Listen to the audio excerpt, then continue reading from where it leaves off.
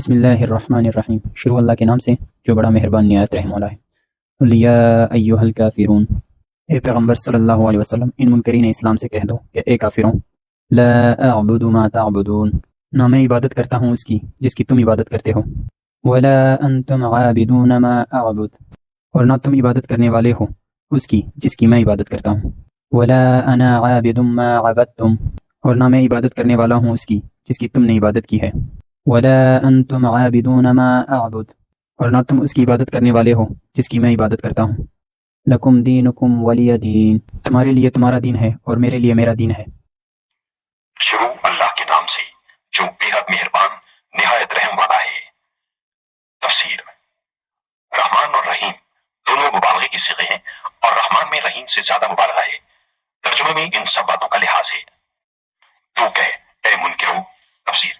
چند رؤسائے قریش نے کہا کہ اے محمد صلی اللہ علیہ وسلم، آؤ ہم تم صلح کر لیں کہ ایک سال تک آپ ہمارے معبودوں کی پرستش کیا کریں، پھر دوسرے سال ہم آپ کے معبود کو پوجیں، اس طرح دونوں فریق کو ہر ایک کے دین سے کچھ نہ کچھ حصہ مل جائے گا۔ آپ نے فرمایا خدا کی پناہ کہ میں اس کے ساتھ ایک لمحے کے لیے بھی کسی کو شریک ٹھہراؤں۔ کہنے لگے اچھا تم ہمارے پاس معبودوں کو مان لو، ان کی مذمت نہ کرو، ہم تمہاری تصدیق کریں گے اور تمہارے معبود کو پوجیں گے۔ اس پر یہ صورت نازل ہوئی اور آپ نے ان کے مجمع میں پڑھ کر سنائی، جس کا خلاصہ مشرکین کے طور و طریق سے بکلی بیزاری کا اظہار اور ان قطع تعلقات کا اعلان کرنا ہے۔ بھلا انبیاء علیہ السلام جن کا پہلا کام شرک کی جڑیں کاٹنا ہے، ایسی ناپاک اور گندی صلح پر کب راضی ہو سکتے ہیں؟ فی الحقیقت اللہ کے معبود ہونے میں تو کسی مذہب والے کو اختلاف ہی نہیں۔ خود مشرکین اس کا اقرار کرتے تھے اور کہتے تھے کہ ہم بتوں کی پرستش بھی اسی لیے کرتے ہیں کہ یہ ہم کو اللہ سے نزدیک کر دیں گے۔ ما نعبدہم الا لیقربونا الی اللہ زلفی، اختلاف جو کچھ ہے غیر اللہ کی پرستش میں ہے، لہٰذا صلح کی جو صورت قریش نے پیش کی تھی اس کا صاف مطلب یہ ہوا کہ وہ تو برابر اپنی روش پر قائم رہیں، یعنی اللہ اور غیر اللہ دونوں کی پرستش کیا کریں اور آپ اپنے مسئلے کے توحید سے دستبردار ہو جائیں۔ اس گفتگو مصالحات کو ختم کرنے کے لیے یہ صورت اتاری گئی،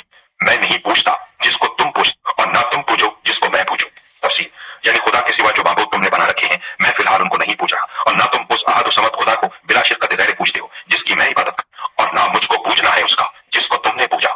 اور نہ تم کو پوجنا ہے اس کا جس کو میں پوجوں۔ تفسیر،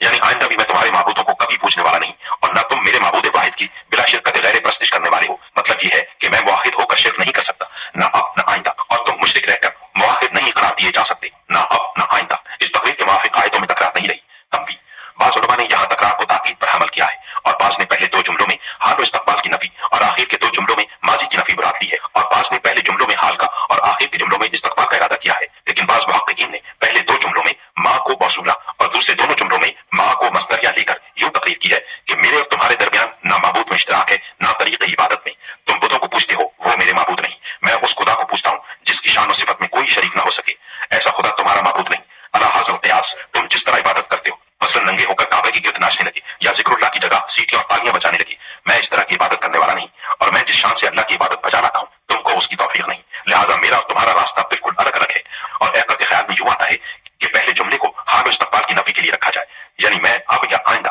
تمہارے معبودوں کی پرستش نہیں کر سکتا جیسا کہ تم مجھ سے چاہتے ہو۔ ولا انا عابد ما عبدتم کا مطلب یعنی بقول حافظ ابن تیمیہ رحمہ اللہ یہ لیا جائے کہ جب میں خدا کا رسول ہوں تو میری شان یہ نہیں اور نہ کسی وقت مجھ سے ممکن ہے یا بمکان شرعی کہ شرک کا ارتکاب کروں، حتیٰ کہ گزشتہ زمانے میں نزول وحی سے پہلے بھی جب تم سب پتھروں اور درختوں کو پوج رہے تھے میں نے کسی غیر اللہ کی پرستش نہیں کی، پھر اب اللہ کی طرف سے نور وحی و بینات و خدا وغیرہ آنے کے بعد کہاں ممکن ہے کہ شرکیات میں تمہارا ہم نوا ہو جاؤں؟ شاید اسی لیے یہاں ولا انا عابد میں جملہ اسمیہ اور ما عبدتم میں صیغہ ماضی کا عنوان اختیار فرمایا، رہا کفار کا حال، اس کا بیان دونوں مرتبہ ایک ہی عنوان سے فرمایا، ولا انتم عابدون ما اعبد، یعنی تم لوگ تو اپنی سوء استعداد اور انتہائی بدبختی سے اس لائق نہیں کہ کسی وقت اور کسی حال میں خدا واحد کی بلا شرکت غیر پرستش کرنے والے بنو، حتیٰ کہ عین گفتگو صلح کے وقت بھی شرک کا تم چھلا ساتھ لگائے رکھتے ہو، اور ایک جگہ ما تعبدون وصیغہ مضارع اور دوسری جگہ ما عبدتم وصیغہ ماضی لانے میں شاید اس طرف اشارہ ہو کہ ان کے معبود ہر روز بدلتے رہتے ہیں، جو چیز عجیب سی نظر آئی یا کوئی خوبصورت سا پتھر نظر پڑا اس کو اٹھا کر معبود بنا لیا اور پہلے کو رخصت کیا،